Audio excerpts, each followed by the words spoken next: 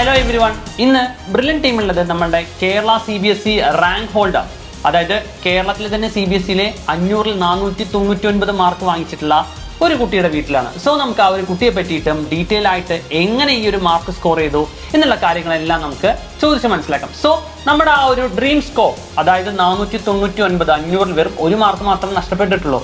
ആ ഒരു സ്റ്റുഡന്റിനെ നമുക്ക് പരിചയപ്പെടാം. So Gayathri, so first of all congratulations Gayathri, കാരണം ഡ്രീം സ്കോർ അല്ലേ?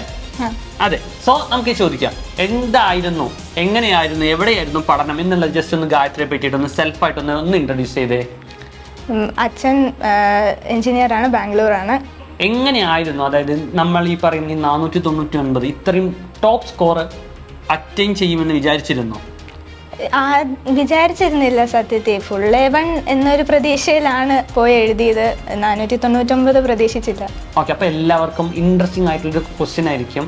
500-ൽ 499 മാർക്ക് കിട്ടി. ആ ഒരു മാർക്ക് ഞാനും ചോദിക്കുന്നത്, ആ ഒരു മാർക്ക് എവിടെ പോയി? സോഷ്യലിന് പോയി. അതായത് നമ്മളുടെ സയൻസ് സ്ട്രീം, മാത്സ് എല്ലാത്തിലും ഫുൾ മാർക്ക് കിട്ടി, സോഷ്യലിലാണോ ആ ഒരു മാർക്ക് പോയത്? ഓക്കെ, അപ്പോൾ സോഷ്യലിന് പോയി. ഓക്കെ, നമുക്കത് ലീവ് ചെയ്യാം. ബാക്കി സയൻസ് സ്ട്രീമിലെല്ലാം ഫുൾ മാർക്ക് എക്സ്പെക്ട് ചെയ്തോ, അതോ ജസ്റ്റ് ഒരു A1 എന്നാണോ പ്രതീക്ഷിച്ചിരുന്നത്? മാത്സിന് എക്സ്പെക്ട് ചെയ്തു ഫുൾ മാർക്ക്, സയൻസിന് A1 എന്നൊരു എക്സ്പെക്ടേഷനിലായിരുന്നിരുന്നത്. ഓക്കെ, അപ്പോൾ എങ്ങനെയായിരുന്നു? ഇപ്പോൾ എല്ലാവർക്കും ഇൻട്രസ്റ്റിംഗ് ആയിരിക്കും, കാരണം ഈ ഒരു 10th അതും CBSE ആണ്. എങ്ങനെയായിരിക്കും ഈ ഒരു ഫുൾ മാർക്ക് ഇത്രയും സബ്ജക്റ്റുകളിൽ? എങ്ങനെയാണ് ജസ്റ്റ് ഒന്ന് ആ ഒരു സ്ട്രാറ്റജി ഒന്ന് പറഞ്ഞേ. NCERT പുസ്തകം ഫുള്ളി കവർ ചെയ്യുക, എല്ലാം വായിച്ചിരിക്കുക, അതാണ് ഫസ്റ്റ് ഓഫ് ഓൾ ചെയ്യേണ്ടത്. പിന്നെ കുറേ എക്സ്ട്രാ ക്വസ്റ്റ്യൻ ചെയ്തു, പ്രീവിയസ് ഇയർ ക്വസ്റ്റ്യൻ ഒക്കെ ചെയ്തിട്ടുണ്ട് കുറേയൊക്കെ. അങ്ങനെ പിന്നെ ടീച്ചർമാരുടെ ഹെൽപ്പ് നന്നായിട്ട് തന്നെ ഉണ്ടായിട്ടുണ്ട്. എനിക്ക് അമ്മ എന്നെ സഹായിച്ചു നന്നായിട്ട്. അപ്പോൾ ഈ ഒരു ഫിസിക്സ്, കെമിസ്ട്രി, മാത്സ്, അതേപോലെ തന്നെ ബയോളജി, അതിൽ കൂടുതൽ ക്വസ്റ്റ്യൻസ് ഒക്കെ എവിടെ നിന്നാണ് കിട്ടിയത്? നമ്മളുടെ ബ്രില്യൻറ്റിൻ്റെ ഫൗണ്ടേഷൻ പ്രോഗ്രാം, അതിൻ്റെ എങ്ങനെയായിരുന്നു കാര്യങ്ങളെല്ലാം? ഫിസിക്സ്, കെമിസ്ട്രി, ബയോളജി നോക്കുമ്പം എല്ലാം ഈക്വലി തന്നെയാണ് വന്നത്. പിന്നെ ബ്രില്യൻറ്റ് ഫൗണ്ടേഷൻ എന്നെ ഹെൽപ്പ് ചെയ്തിട്ടുണ്ട് നന്നായിട്ട്. ബ്രില്യൻറ്റ് പോയപ്പോൾ എനിക്ക് സ്കൂളിൽ പഠിക്കാൻ നല്ല എളുപ്പമായിരുന്നു, കാരണം ബ്രില്യൻറ്റ് നേരത്തെ കേട്ടിട്ടുണ്ട്. അപ്പോൾ എനിക്ക് നല്ല എളുപ്പമായിരുന്നു സയൻസ് ഒക്കെ പഠിക്കാൻ. ഓക്കെ, അപ്പോൾ പക്ഷേ എല്ലാ കുട്ടികളും പറയും ഇപ്പോൾ വെക്കേഷന് ക്ലാസ് ഉണ്ടാവും, അതേപോലെ തന്നെ സൺഡേ ക്ലാസ് ഉണ്ട്. അപ്പോൾ രണ്ടും കൂടെ ഭയങ്കര ഡിഫിക്കൽട്ട് ആയിരുന്നു, കാരണം എല്ലാ കുട്ടികളും പറയുന്ന കാര്യമാണ് ഡെയിലി നമുക്ക് ക്ലാസ് ഉണ്ടാവും, സാറ്റർഡേ സൺഡേസ് ബ്രില്യൻറ്റിൻ്റെ ക്ലാസ്, ഫൗണ്ടേഷൻ ക്ലാസ്സിന് പോകണം. അപ്പോൾ അങ്ങനെ ഒരു ഡിസ്റ്റർബൻസ് ഉണ്ടായിരുന്നോ? എനിക്ക് പേഴ്സണലി തോന്നിയിട്ടില്ല, കാരണം എനിക്ക് നല്ല ടീച്ചേഴ്സും ഉണ്ടായിരുന്നു, കൂടെ വളരെ നല്ല കൂട്ടുകാരും ഉണ്ടായിരുന്നു. പിന്നെ ഇങ്ങനെ പോയാലും കഷ്ടപ്പെടണം, അപ്പം എനിക്ക് അത് കഷ്ടപ്പാടിന്റെ റിസൾട്ടാണ് ഈ ഒരു മാർക്ക് അല്ലേ? അതെ.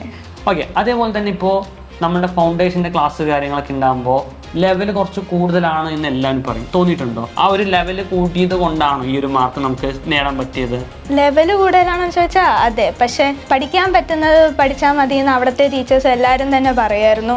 എനിക്ക് പഠിക്കാൻ പറ്റിയത് ഞാൻ പഠിച്ചിട്ടുള്ളൂ, അതുകൊണ്ട് വലിയ കുഴപ്പമൊന്നുമില്ല.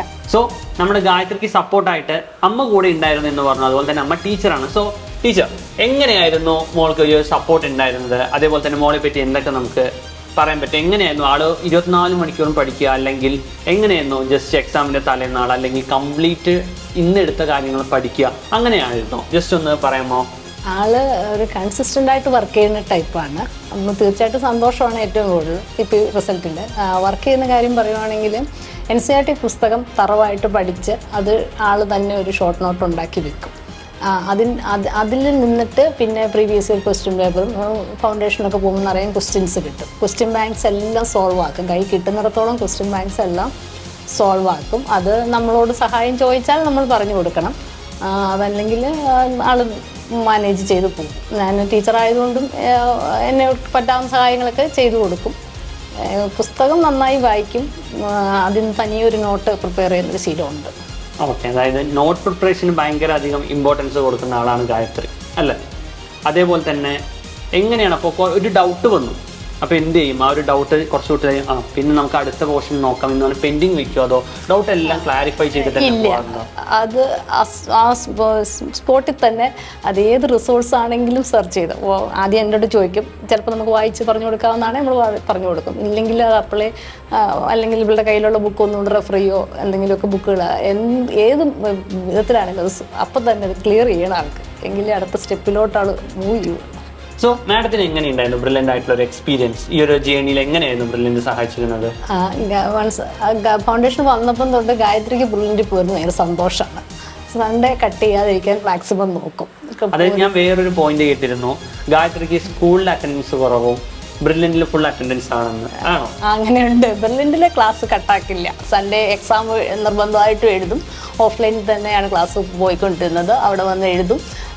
അതുപോലെ അവിടുത്തെ ടീച്ചേഴ്സ് മെൻറ്റേഴ്സ് ഓരോ ഇയറിലെയും 10ൽ അർജുൻ സാറ്, അതിന് മുമ്പത്തെ ഇയറിലേക്ക് ആണെങ്കിൽ ആ ടീച്ചേഴ്സ് പറയണതൊക്കെ അവരോട് എപ്പോഴും കോണ്ടാക്റ്റും ഉണ്ട്. അവർ വിളിക്കുകയും ചെയ്യും. വലിയ സന്തോഷമാണ് അവർ വിളിച്ചാലും. എപ്പോഴും അവർ പഠിക്കുന്ന പരീക്ഷയുടെ തലേദിവസമൊക്കെ അവർ വിളിക്കുമല്ലോ, പഠിച്ചോ എന്നൊക്കെ ചോദിച്ച് വിളിക്കുമല്ലോ. അതൊക്കെ ഭയങ്കര ഇൻസ്പിറേഷനാണ്. പഠിക്കണം എന്നുള്ളൊരു ചിന്ത വരും. അപ്പോൾ കംപ്ലീറ്റ് ആയിട്ട് ഒരാൾ മോണിറ്റർ ചെയ്യാനുണ്ട്. അതായത് ഓൾറെഡി അമ്മ ടീച്ചറായിട്ട് ഫുൾ സപ്പോർട്ടിനുണ്ട്. അതിന് പുറമെ നമ്മുടെ മെൻറ്റേഴ്സും കൂടെ ഫുൾ സപ്പോർട്ടായിട്ട് ഗായത്രിയുടെ ഈ ഒരു റിസൾട്ടിന് മെയിൻ ആയിട്ടുള്ള റോൾ ഉണ്ടായിരുന്നു അല്ലേ മാഡം? തീർച്ചയായിട്ടും ഉണ്ട്. അവിടുത്തെ മെൻറ്റേഴ്സിൻ്റെ സപ്പോർട്ട് നമ്മൾ എപ്പോഴും പറയണം. അവർ ഈ എക്സാമിന് നമ്മൾ എന്ത് ക്ലാസ് എക്സാം ആണെങ്കിലും എഴുതണം എന്നുള്ളത് തലേദിവസവും പറയും. എഴുതാൻ ചെല്ലാൻ 9:15 എക്സാം ഹോളിലുണ്ടോ എന്നുള്ളത് നോക്കും. അപ്പോൾ 5 മിനിറ്റ് താമസിച്ച അപ്പോഴേ വിളിക്കും, എന്താ എത്തിയില്ലേ എന്നുള്ളത് എപ്പോഴും അവർ വിളിച്ചുകൊണ്ടിരിക്കും. കൺസിസ്റ്റൻ്റായിട്ട് നമ്മളൊരു കോണ്ടാക്റ്റ് ഉണ്ട് അവർക്ക് എപ്പോഴും. ഗായത്രിയുടെ മെൻറ്ററിൻ്റെ കാര്യം പറയുമ്പം എനിക്ക് ഓർമ്മ വരുന്നത്, എനിക്കുള്ളൊരു മെൻറ്റർഷിപ്പ് പരിചയമുണ്ട് ബ്രില്യൻ്റിൽ. ഞാൻ 97-99 ബാച്ച് പ്രീ ഡിഗ്രി അൽഫോൺസയിൽ പഠിച്ച് ബ്രില്യൻ്റിലെ ട്യൂഷൻ ക്ലാസ്സുകളാണ്. മാഡം ഇപ്പോൾ ബ്രില്യൻ്റ് ഫാമിലിയായിട്ട് മോളായിട്ടുള്ള റിലേഷൻ അല്ല, കണക്ഷൻ അല്ല, ഓൾറെഡി നേരത്തെ തന്നെയുള്ളൊരു റിലേഷനാണ്. Okay.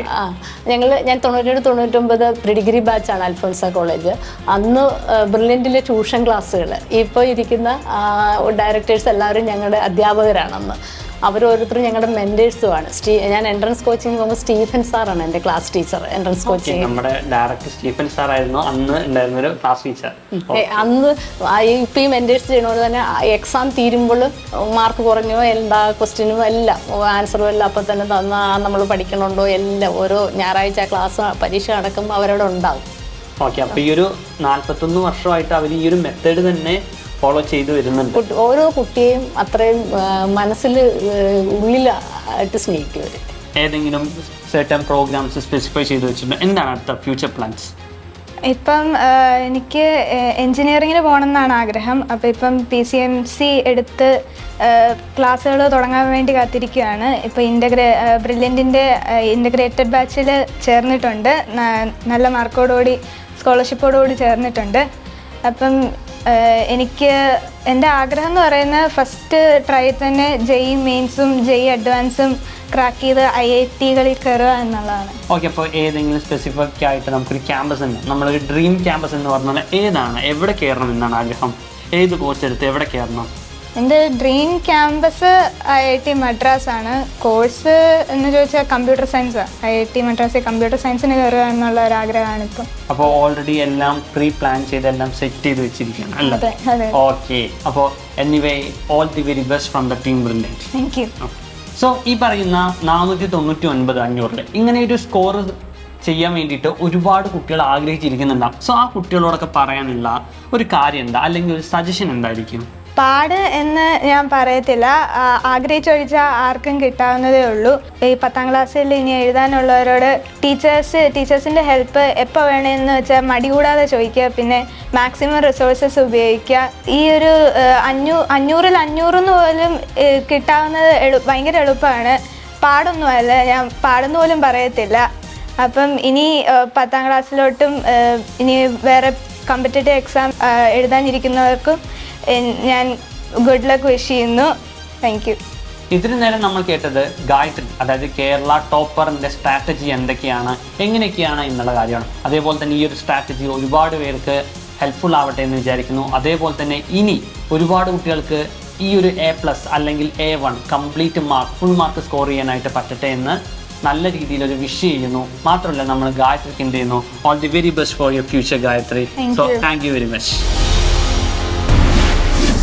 Brilliant Study Center, India's #1 coaching center for NEET and JEE.